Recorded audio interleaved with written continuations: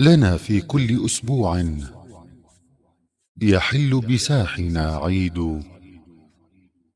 به لقلوبنا فرح وللأرواح تجديد. فيوم الجمعة الميمون بين الناس مشهود، وبيت الله يجمعنا به للذكر ترديد. فتسبيح إن الحمد لله نحمده ونستعينه ونستغفره ونعوذ بالله من شرور أنفسنا ومن سيئات أعمالنا. من يهده الله فلا مضل له ومن يضلل فلا هادي له، وأشهد أن لا إله إلا الله وحده لا شريك له، وأشهد أن محمدًا عبده ورسوله. يا أيها الذين آمنوا اتقوا الله حق تقاته ولا تموتن إلا وأنتم مسلمون. يا أيها الناس اتقوا ربكم الذي خلقكم من نفس واحدة وخلق منها زوجها وبث منهما رجالا كثيرا ونساء، واتقوا الله الذي تساءلون به والأرحام، إن الله كان عليكم رقيبا.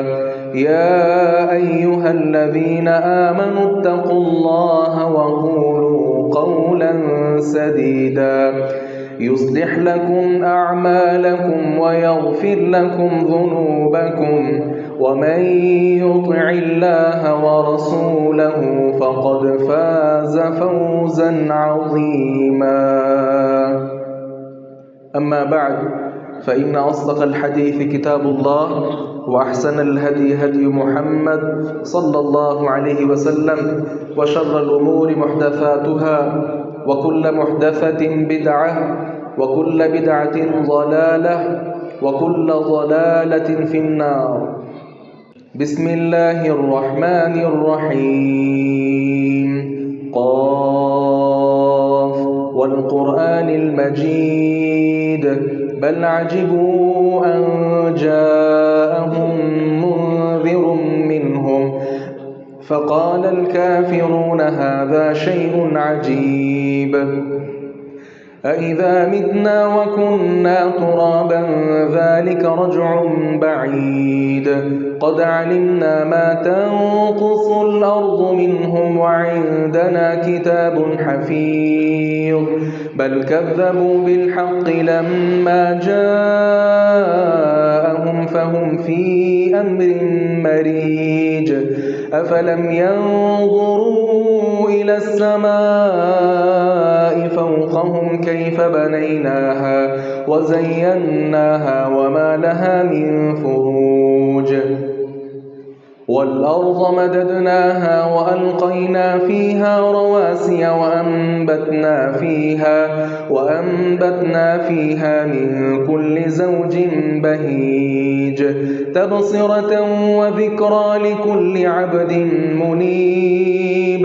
ونزلنا من السماء ماء مباركا فأنبتنا به جنات وحب الحصيد والنخل باسقات لها طلع نضيد، رزقا للعباد وأحيينا به بلدة ميتا كذلك الخروج. كذبت قبلهم قوم نوح وأصحاب الرس وثمود وعاد وفرعون وإخوان لوط وأصحاب الأيكة وقوم تبع، كل كذب الرسل فحق وعيد. أفعينا بالخلق الأول بل هم في لبس من خلق جديد. ولقد خلقنا الإنسان ونعلم ما توسوس به نفسه ونحن أقرب إليه من حبل الوريد. إذ يتلقى المتلقيان عن اليمين اليمين وعن الشمال قعيد ما يلفظ من قول إلا لديه رقيب عتيد وجاءت سكرة الموت بالحق ذلك ما كنت منه تحيد ونفخ في الصور ذلك يوم الوعيد وجاءت كل نفس معها سائق وشهيد لقد كنت في غفلة من هذا فكشفنا عنك غطاءك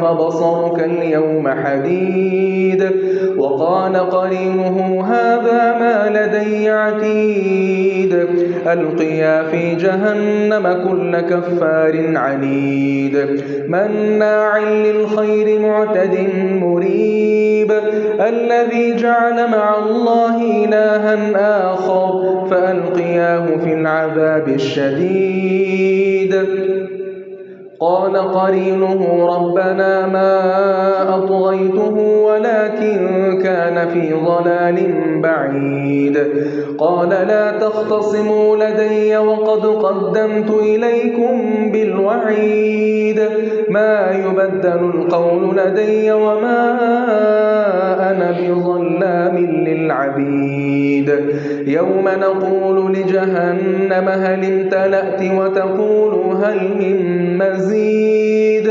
وأزلفت الجنة للمتقين غير بعيد هذا ما توعدون لكل أواب حفيظ من خشي الرحمن بالغيب وجاء بقلب منيب ادخلوها بسلام ذلك يوم الخلود لهم ما يشاءون فيها ولدينا مزيد وكم أهلكنا قبلهم من قرن هم أشد منهم بطشا فنقبوا في البلاد هل من محيص إن في ذلك لذكرى لمن كان له قلب أو ألقى السمع وهو شهيد ولقد خلقنا السماوات والأرض وما بينهما في 6 أيام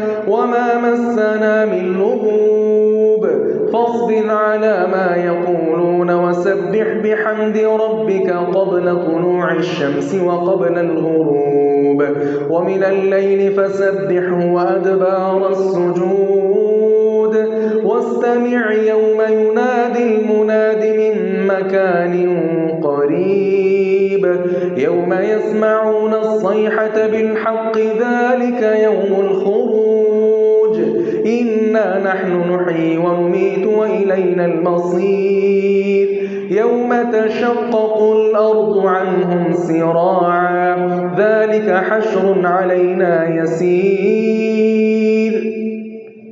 نحن أعلم بما يقولون وما أنت عليهم بجبار فذكر بالقرآن من يخاف وعيد وقال سبحانه وتعالى في سورة البقرة شهر رمضان الذي أنزل فيه القرآن هدى للناس وبينات من الهدى والفرقان बड़े ही काबिल कदर अजीज नौजवान भाइयों इज्जत के लायक सफ़ेद रीश बुजुर्गों मुअज़्ज़ज़ात सामिआत माओं और बहनों कमरी एतबार से 9वां महीना माह रमज़ान है। रमज़ानुल मुबारक अल्लाह तबारक व तआला का वो महीना है कि जिसमें रहमत इलाही के झोंके وہ برکتوں اور رحمتوں کی صورت میں اہل ایمان پر اللہ رب العزت نازل فرماتا ہے۔ یہ وہ بڑا بابرکت مہینہ ہے کہ جس میں جنت کے سارے دروازوں کو کھول دیا جاتا ہے اور جہنم کے سارے دروازوں کو بند کر دیا جاتا ہے، اور جو سرکش شیاطین ہیں انہیں جکڑ دیا جاتا ہے۔ گویا اسے سادہ لفظوں میں یوں سمجھنا چاہیے، یہ نیکیوں کا موسم بہار ہے۔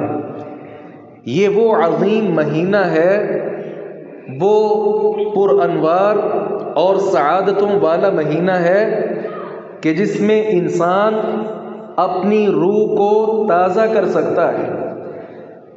روح کی تازگی کے لیے یہ بڑا بابرکت مہینہ ہے، اور چند ہی روز باقی ہیں۔ اللہ تبارک و تعالیٰ کی توفیق سے ہم ماہ رمضان کا استقبال کریں گے، اور رمضان المبارک میں اللہ تبارک و تعالیٰ کی جو منشا ہے اس کے مطابق ہم سارے اعمال کریں گے، اور اللہ رب العزت یہ تمام اعمال اپنی بارگاہ میں قبول بھی فرمائے۔ ماہ رمضان یہ وہ مہینہ ہے کہ دیگر مہینوں سے بعض ایسی چیزیں ہیں، خصائص اور امتیازات جو صرف ماہ رمضان کو حاصل ہیں۔ آج کی نشست میں اللہ تبارک و تعالیٰ کی توفیق سے ہم ماہ رمضان کی چند خصوصیات وہ آپ کے گوش گزار کریں گے، تاکہ یہ بات واضح ہو جائے کہ یہ واقعی بڑا اہم مہینہ ہے، اور اس مہینے میں اللہ تبارک و تعالیٰ کو انسان کا یہ مطمع نظر ہونا چاہیے کہ ہم نے راضی کرنا ہے۔ سب سے پہلی بات یہ ہے کہ ماہ رمضان وہ مقدس مہینہ ہے جس میں اللہ تبارک و تعالیٰ نے قرآن پاک کو نازل کیا۔ شہر رمضان الذی انزل فیہ القرآن، رمضان وہ مہینہ ہے کہ جس میں ہم نے قرآن کو نازل کیا، اور یہ صرف قرآن پاک کا ہی نہیں بلکہ قرآن پاک سے پہلے جتنی آسمانی کتابیں تھیں، حتیٰ کہ جو انبیاء کو صحیفے عطا کیے گئے، اللہ رب العزت نے وہ صحیفے، وہ کتابیں، وہ بھی ماہ مبارک میں، رمضان المبارک میں نازل کی ہے۔ رسول اللہ صلی اللہ علیہ وسلم کے ارشاد گرامی ہے، ابراہیم علیہ السلام پر جو صحیفے نازل ہوئے رمضان المبارک کے شروع میں نازل ہوئے تھے۔ اسی طرح جو تورات ہے اللہ رب العزت نے موسیٰ علیہ السلام کو عطا کی 7 رمضان کو نازل ہوئی تھی۔ اسی طرح جو انجیل ہے وہ رمضان کے 13ویں دن نازل ہوئی۔ اس کے ساتھ ہی جو زبور ہے ماہ رمضان کے 19ویں دن زبور کا نزول ہوا، اور قرآن پاک کا جو نزول ہے پیغمبر علیہ السلام پر وہ بھی ماہ رمضان میں، اور 25ویں دن آپ صلی اللہ علیہ وسلم پر نزول ہوا تھا۔ تو یہ وہ مہینہ ہے جسے اللہ رب العزت نے آسمان سے وحی اتارنے کے لیے اس کو رکھا۔ اور اس کے ساتھ ہی دوسری خاصیت یہ ہے ماہ رمضان کی کہ اس میں تمام جو شیاطین ہیں اور مردۃ الجن ہیں، بہت بڑے بڑے سرکش شیطان، ان کو اللہ رب العزت جکڑ دیتے ہیں۔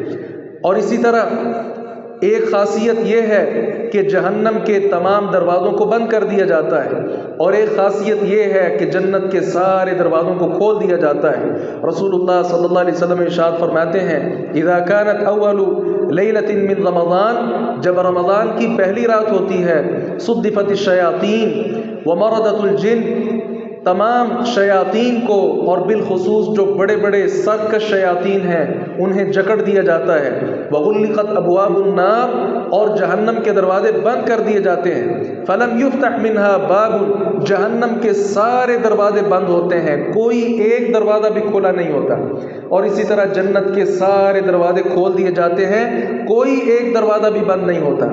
اور پھر اعلان کرنے والا اعلان کرتا ہے، یا باغی الخیر اقبل و یا باغی الشر اقصر، نیکی کرنے والے آگے بڑھ اور گناہ کرنے والے باز آ جا، وَلِلَّهِ عُتَقَاءُ مِنَ النَّارِ وَذَلِكَ فِي كُلِّ لَيْلَةٍ، اور اللہ تبارک و تعالی اپنے بندوں کو جہنم سے آزادیاں دیتا رہتا ہے، حتیٰ کہ یہ عمل صرف ایک رات میں نہیں بلکہ رمضان کی ساری راتوں میں ہوتا ہے۔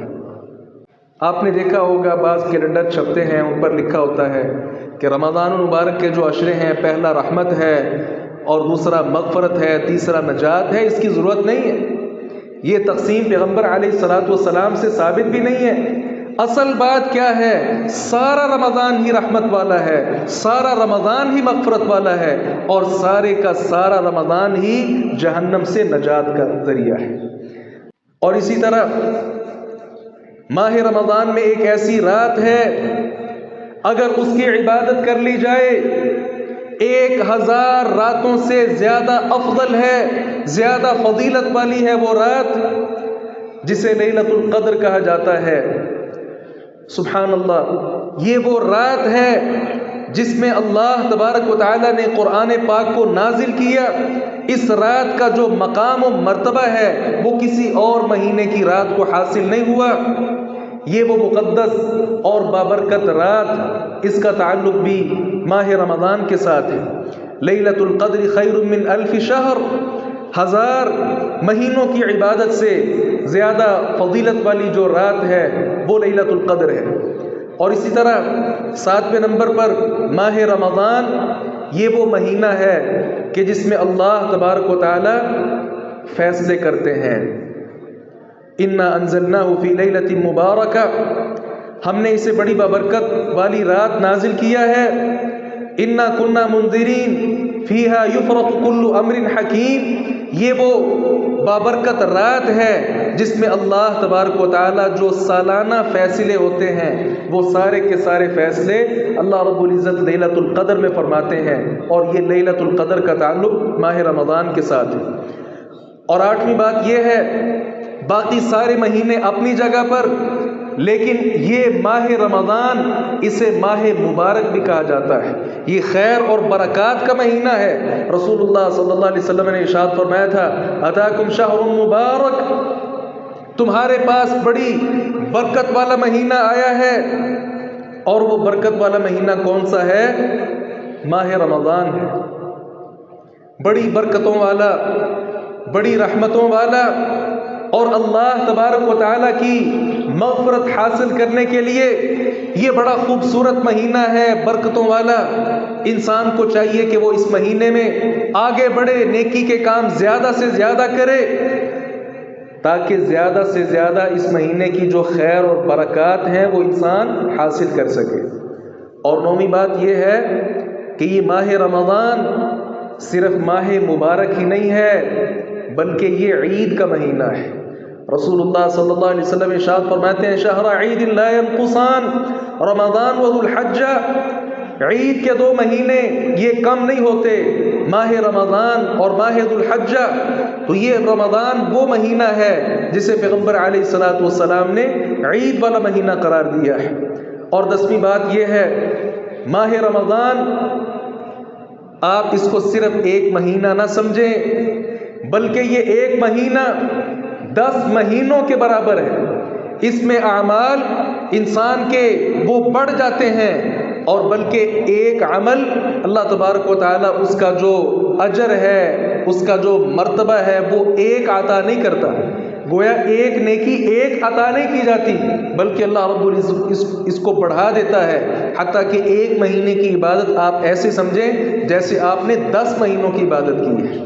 تو یہ اللہ رب العزت کی بے پناہ محبت ہے اور رحمت ہے اہل ایمان پر۔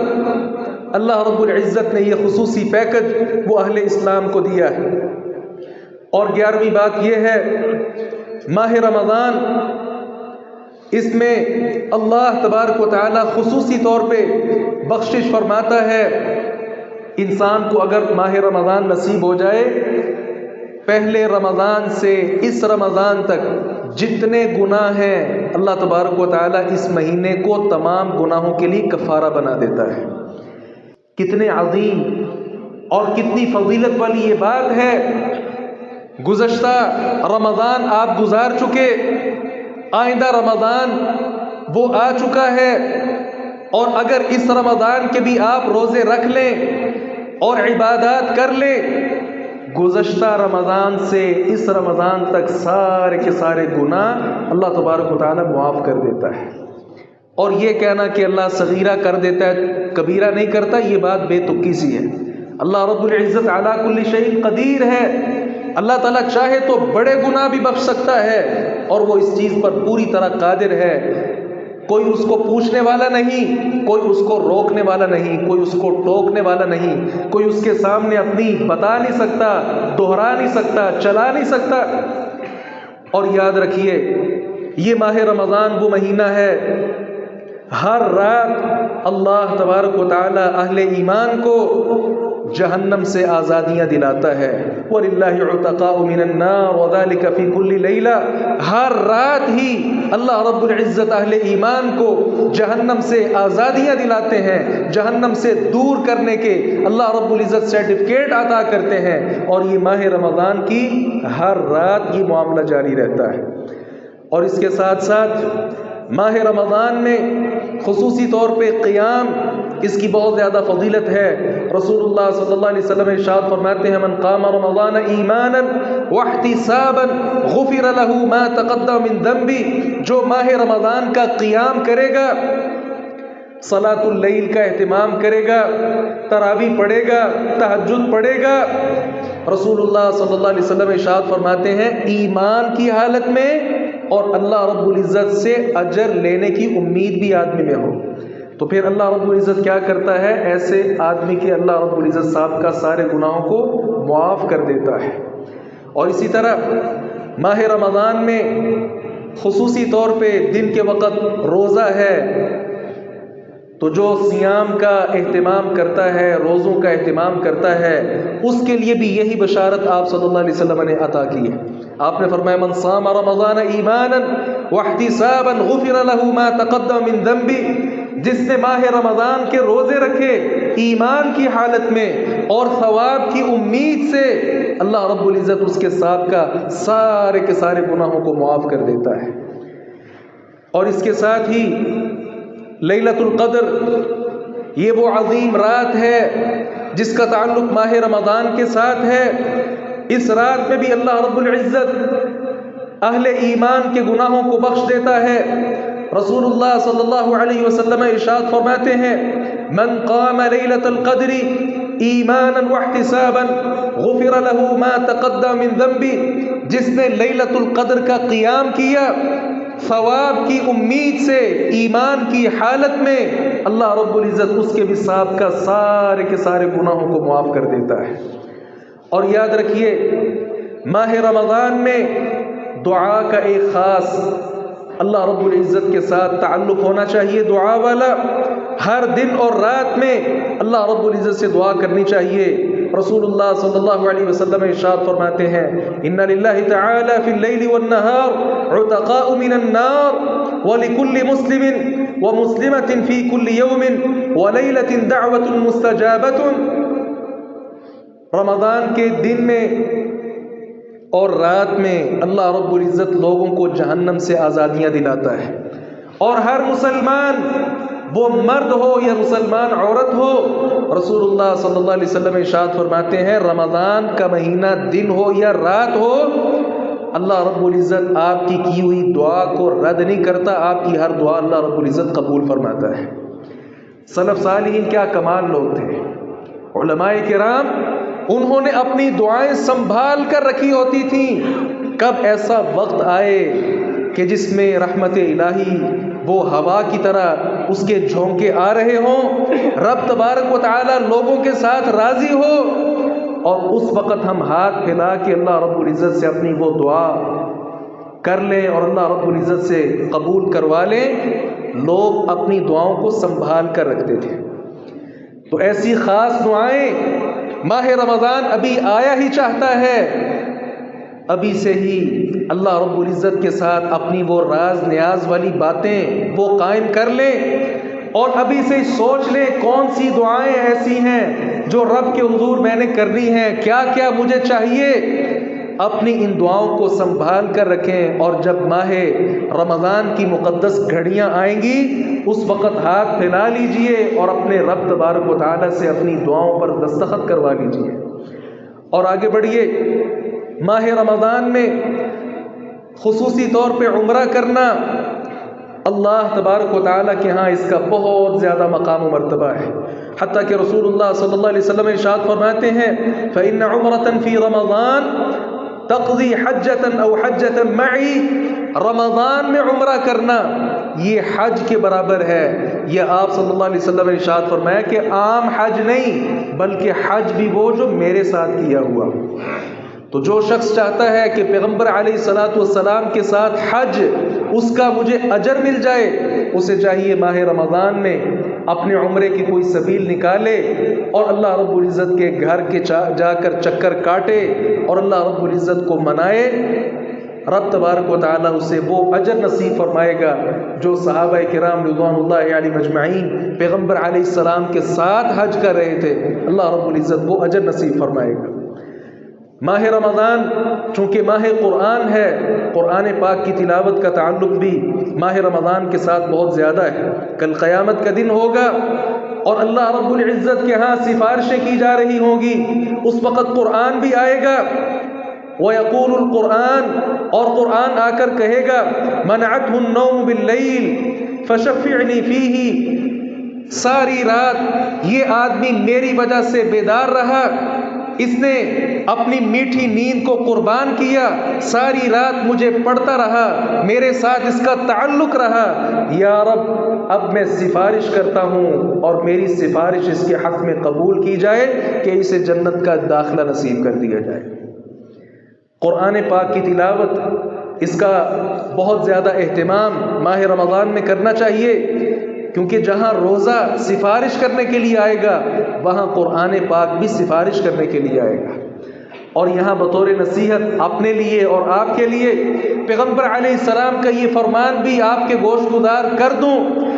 آپ نے فرمایا یہ جو قرآن ہے حجت لک او علیک، یہ آپ کے حق میں سفارشی ہے یا آپ کے خلاف، پھر اللہ رب العزت کے سامنے یہ کھڑا ہو جائے گا۔ دو ہی رستے، یا یہ قرآن آپ کے حق میں گواہی دے گا یا آپ کے خلاف گواہی دے گا۔ فیصلہ میرا ہے، فیصلہ اب آپ کا ہے کہ ہم نے قرآن کو اپنے حق میں اس کی گواہی ہمیں چاہیے یا ہمارے خلاف یہ کل قیامت کے دن کھڑا ہو۔ تیسری کوئی آپشن رسول اللہ صلی اللہ علیہ وسلم نے بیان نہیں کی ہے۔ آگے بڑھیے، ماہ رمضان جہاں قرآن پاک کا اس کے ساتھ خصوصی شغف ہونا چاہیے، اور قرآن پاک کا تعلق سبحان اللہ عثمان رضی اللہ عنہ ان سے سند صحیح کے ساتھ یہ بات ثابت ہے، ایک ایک رات میں مکمل قرآن پاک پڑھ لیا کرتے تھے۔ اور عثمان رضی اللہ عنہ کے علاوہ بعض دیگر اصحاب اور تابعین ائمہ کرام سے بھی یہ بات ثابت ہے، نہ صرف یہ کہ ایک رات میں ایک قرآن، بلکہ ائمہ کرام کا امام بخاری رحمہ اللہ ہوں یا کوئی اور امام ہوں، امام شافعی ہوں یا کوئی اور بلند پایا نام ہو، ماہ رمضان میں کوئی 60 مرتبہ قرآن ختم کر رہا ہے، کوئی 50 مرتبہ کر رہا ہے، کوئی اس سے بھی زائد۔ قرآن پاک کے ساتھ تعلق ماہ رمضان میں ہمارے ہاں بھی بہت سے احباب الحمدللہ اس چیز کا اہتمام کرتے ہیں، زیادہ سے زیادہ تلاوت۔ لیکن یہاں ایک سمجھنے والی بات یہ بھی ہے، قرآن پاک کو پڑھنا یہ بھی عبادت ہے، لیکن اصل جو قرآن کا مقصد ہے اس کے نزول کا، وہ قرآن کو سمجھ کر پڑھنا ہے۔ تو قرآن پاک پڑھا جا رہا ہو، کوشش کر کے یہ میری نصیحت ہے اور گزارش ہے آپ تمام احباب اور خواتین سے کہ جب آپ مسجد میں خصوصاً تراویح پڑھنے کے لیے آئیں تو اس سے پہلے وہ جو پارہ یہاں پڑھا جائے گا اس کو ایک بار ترجمے کے ساتھ اور مختصر تفسیر کے ساتھ پڑھ کے آئیے، تاکہ جب آپ قیام کر رہے ہوں اس وقت قرآن پاک کا جو حقیقی لطف ہے، جو سکون ہے، وہ جو طمأنینت ہے، وہ آپ کو حاصل ہو سکے۔ اس دور کے بہت بڑے فقیہ شیخ محمد بن صالح العثیمین رحمہ اللہ فرماتے ہیں، اور ان کی بات کا خلاصہ یہ ہے کہ لوگ دین سے بہت زیادہ دور نکل گئے، حتیٰ کہ کلام اللہ پڑھا جا رہا ہے، نماز تراویح پڑھائی جا رہی ہے، قاری قرآن پاک کی خوبصورت انداز میں تلاوت کر رہے ہیں، پیچھے کسی پہ اثر ہی نہیں ہو رہا۔ صحابہ کرام تو وہ تھے قرآن کی آیت سنتے رو پڑتے۔ اللہ رب العزت نے قرآن میں کہا اہل ایمان پہ جب قرآن پڑھا جاتا ہے رونگٹے کھڑے ہو جاتے، لیکن آج قرآن پڑھا جاتا ہے، ٹس سے مس نہیں ہے لوگ، قرآن اثر نہیں کر رہا، بس ذہن میں ایک چسکا لینا ہے، کبھی فلاں قاری کے پیچھے، کبھی فلاں کے پیچھے، پھر آ کر تقابل کرنا ہے، اس کی آواز زیادہ اچھی تھی، اس کی کم تھی۔ ارے یہ بتا اس قرآن کا تیرے اوپر کیا اثر ہوا؟ قرآن پڑھا جا رہا ہے، خاموشی کے ساتھ لوگ سن رہے ہیں، کوئی پتہ ہی نہیں کیا پڑھا جا رہا ہے، لیکن جیسے دعا کرنے لگے اور سارے رونا شروع ہو جاتے ہیں۔ شیخ محمد بن صالح لکھتے ہیں یہ منافقت ہے، اللہ کا کلام پڑھا جائے آپ کو رونا ہی نہ آئے، اور جب آپ اپنا کلام کریں، اپنی بات کریں تو آپ کو رونا آ جاتا ہے۔ ضرورت ہے اس امر کی کہ قرآن پاک کو صحیح خطوط پر صحیح انداز کے ساتھ اس کو سمجھا جائے۔ اور یاد رکھیے یہ رمضان بار بار نہیں آتا، ہر ایک کی زندگی میں یہ بار بار نہیں آتا۔ کتنے ہی ہمارے بہن بھائی گزشتہ ماہ مقدس میں ہمارے ساتھ تھے لیکن آج موجود نہیں ہیں، نہیں معلوم یہ ماہ رمضان جو ابھی آ رہا ہے یہ میری زندگی میں، آپ کی زندگی میں آخری ہو۔ اس لیے قرآن پاک کے ساتھ خصوصی اپنا لگاؤ، تعلق اس کو بڑھائیں، اور جب بھی تراویح پڑھیں اس سے پہلے قرآن پاک کا ایک بار ترجمہ پڑھیں، اس کی مختصر تفسیر پڑھیں تاکہ علم ہو کہ قرآن میں کیا کہا جا رہا ہے۔ اور اس کے ساتھ ہی ماہ رمضان اس کی ایک خصوصیت یہ بھی ہے کہ یہ صبر اور تحمل کا مہینہ ہے، جہاں یہ روزہ سکھاتا ہے صبح سے شام تک بھوکے رہنا ہے، صبر کرنا ہے، کھانا پینا نہیں کیونکہ اللہ نے منع کر دی ہے۔ وہاں دیگر جتنی ہماری عادات ہیں ان تمام چیزوں میں بھی اخلاقیات ہوں، معاملات ہوں، کچھ بھی ہوں، صبر اور تحمل کا مظاہرہ کرنا چاہیے۔ اور یہ صبر اور تحمل کس کو کہتے ہیں؟ بعض لوگ مصیبت آتی ہے، تکلیف آتی ہے، جزا فضا کرتے ہیں، ساری باتیں کرتے ہیں، بالآخر کہتے ہیں ہمارا تو صبر ہی ہے، اس کو صبر نہیں کہتے۔ رسول اللہ صلی اللہ علیہ وسلم آ رہے ہیں، کیا دیکھا؟ ایک قبرستان ہے، وہاں ایک خاتون بیٹھ کر رو رہی ہے، چلا رہی ہے، واویلا کر رہی ہے، شور مچا رہی ہے۔ آپ نے فرمایا اتق اللہ واصبری، اللہ سے ڈرو اور صبر کرو۔ وہ آگے سے کہنے لگی آپ اپنا راستہ لو اور یہاں سے چلو، تمہیں کیا معلوم میں کس مصیبت میں، کس کرب کے اندر مبتلا ہوں۔ پیغمبر علیہ السلام نے اصرار نہیں کیا، وہاں سے تشریف لے گئے۔ کسی نے آ کر پوچھا پیغمبر علیہ السلام نے آپ کو کیا کہا تھا؟ اب اس کو پشیمانی ہوئی، افسوس ہوا، کہنے لگی وہ اللہ کے پیغمبر تھے، میں نے پہچانا نہیں۔ اب آئی معذرت کرنے کے لیے، پیغمبر علیہ السلام نے ارشاد فرمایا کوئی بات نہیں، میں آپ کو صبر کی تلقین کر رہا تھا، انما الصبر عند الصدمۃ الاولى، صبر یہ نہیں ہوتا جو بعد میں آ جائے، صبر کیا ہوتا ہے جو انسان کو مصیبت کی پہلی چوٹ پر آئے، اس کو صبر کہتے ہیں۔ تو یہ صبر سکھانے والا مہینہ ہے۔ کتنی جلدی ہم جذباتی ہو جاتے ہیں، بھائی بھائی کے ساتھ، دوست دوست کے ساتھ، بہنیں آپس میں چھوٹی چھوٹی بات پر تو تکرار شروع ہو جاتا ہے۔ آپ بازار چلے جائیں، چھوٹی سی بات پر دکاندار کے ساتھ بحث شروع ہو جاتی ہے۔ وہ صبر، وہ حلم، وہ بردباری، ٹالرنس اور یہ ساری چیزیں یہ سکھانے کے لیے یہ ماہ رمضان ہے، اور ہمیں اس سے یہ سبق بھی سیکھنا ہے۔ اس کے ساتھ ہی ساتھ یہ ماہ رمضان غم خواری کا مہینہ بھی ہے۔ یہاں صرف انسان کو اپنے آپ کی نہیں بلکہ دیگر لوگوں کی بھی فکر کرنی چاہیے۔ رسول اللہ صلی اللہ علیہ وسلم ارشاد فرماتے ہیں جو کسی کو روزہ افطار کرواتا ہے جتنا اجر اللہ اس کو دے گا اتنا اجر اللہ رب العزت روزہ افطار کروانے والے کو بھی دے گا۔ تو یہ ایک مشق ہے اس بات کی کہ ہم لوگوں پہ خرچ کریں، جو غرباء ہیں، مساکین ہیں، ان کی ضروریات کا خیال رکھیں۔ صرف ماہ رمضان میں نہیں بلکہ ماہ رمضان تو ہمیں ٹریننگ دیتا ہے کہ سارا سال بھی ہم نے لوگوں کے کام آنا ہے، غرباء، مساکین، ان کا ہاتھ بٹانا ہے اور ان کو اپنے ساتھ لے کر چلنا ہے۔ اسی طرح آخری بات یہ ہے، ماہ رمضان یہ سخاوت کا مہینہ بھی ہے۔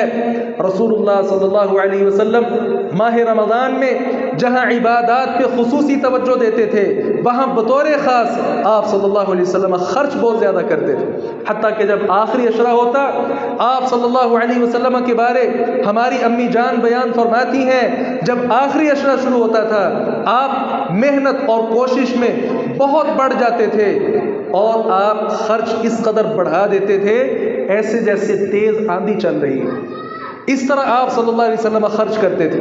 تو یہ مال انسان کے پاس ہر وقت نہیں رہنا، انسان دنیا سے جب جائے گا تو وہ اکیلا جائے گا، خالی ہاتھ جائے گا۔